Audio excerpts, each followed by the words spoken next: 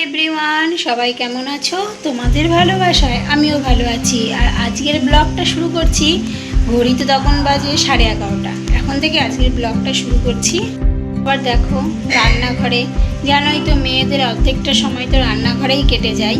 তা এখন রান্নাঘর থেকে ব্লগটা শুরু করছি। দুপুরে রান্না বসে গেছে, চলো দেখো। তোমাদের দাদাভাই আজ বাজার করে নিয়ে এসছে কাতলা মাছ আর লোটে মাছ। কাতলা মাছ আর লোটে মাছটা তো যাই হোক, কাতলা মাছটা জানোই তো আমাদের থাকবেই রোজকার। এই দেখো নিয়ে এসে তেলাপিয়া মাছ। এটা হচ্ছে আমাদের সপ্তাহের বাজার। সপ্তাহ বলতে যাবে না, যদি 2-3 দিনের বাজার হবে, 3-4 দিনের বাজার এটা। মাংসের এই যে মশলা কষানো হচ্ছে। আর এই যে মাংস আমার ধোয়া হয়ে গেছে, জানোই তো আজ সোমবারের মেনুতে তো আমাদের মাংস থাকবেই।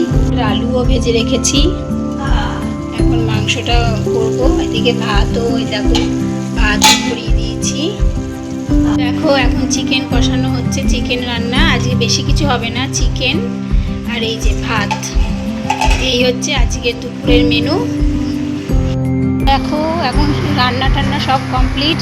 এখন রেডি হয়ে বেরিয়ে পড়েছি, যাচ্ছি সিমিকে আনতে।